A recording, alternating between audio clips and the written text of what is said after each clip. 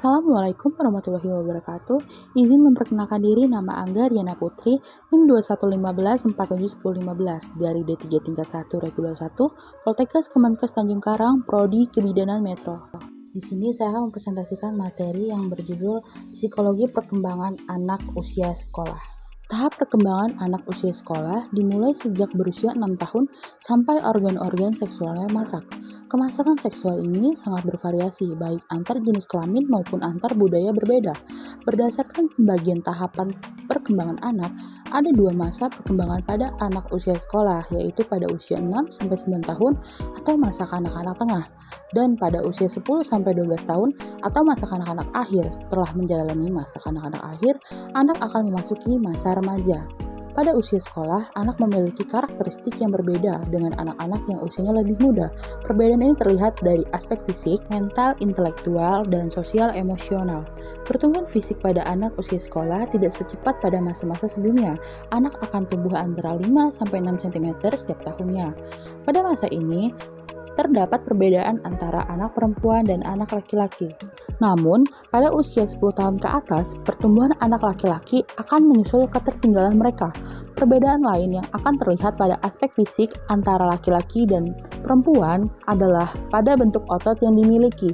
Anak laki-laki lebih berotot dibandingkan anak perempuan yang memiliki otot lentur. Kemampuan anak usia sekolah dalam menggunakan fisiknya atau sering disebut kemampuan motorik terlihat lebih menonjol dibandingkan usia sebelumnya. Kemampuan motorik pada anak dibagi menjadi dua, yaitu kemampuan motorik kasar dan kemampuan motorik halus. Kemampuan motorik kasar dan halus yang dimiliki oleh anak merupakan syarat mutlak untuk memasuki dunia sekolah. Mereka akan mempelajari keterampilan-keterampilan dasar untuk menguasai pelajaran-pelajaran di sekolah. Kemampuan motorik halus anak pada usia sekolah berkembang dengan pesat. Anak sudah dapat menggunakan fisiknya untuk menggunakan alat-alat yang membutuhkan keterampilan motorik halus seperti alat tulis. Perkembangan moral berkaitan dengan kemampuan anak dalam memahami mengenai mana yang benar dan mana yang salah, serta apa yang diperbolehkan dan apa yang tidak diperbolehkan. Kemampuan ini berkembang tahap demi tahap sesuai dengan pertambahan usia anak. Sebelum mencapai usia 11 tahun, anak akan berada pada tahap eksternal moralitas. Pada tahap ini, anak akan sangat kaku memegang aturan dan tidak mau melanggarnya karena akan mendapatkan sanksi. Tahap ini juga ditandai ketidaktahuan anak mengenai sumber dari aturan yang ada. Jika ditanya aturan itu dari mana, anak akan menjawab bahwa peraturan dari Tuhan atau ayah. Ketika memasuki usia 11 tahun, anak sudah memahami bahwa aturan adalah hasil kesepakatan.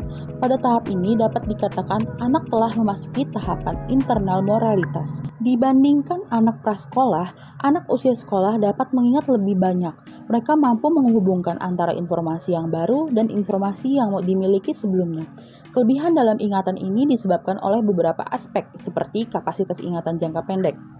Kapasitas ingatan jangka pendek anak bertambah seiring bertambahnya usia. Hal lain yang menyebabkan anak usia sekolah memiliki daya ingat yang lebih banyak yaitu pengetahuan mengenai strategi dalam mengingat, seperti pengulangan materi-materi yang akan diingat, sedangkan anak usia prasekolah mengingat sebuah informasi tanpa melakukan pengulangan-pengulangan. Salah satu hal penting dari meningkatnya kemampuan anak dalam mengingat adalah belajar membaca. Semakin baik ingatan anak, maka akan semakin mudah ia belajar membaca. Untuk belajar membaca, anak harus siap. Dalam arti, anak telah memiliki kematangan dalam aspek-aspek fisiologisnya dan memiliki minat untuk mulai membaca. Anak harus sudah dapat melakukan pengamatan dengan baik terhadap huruf-huruf yang ada. Karena jika hal ini belum tercapai, anak akan sukar belajar untuk membaca.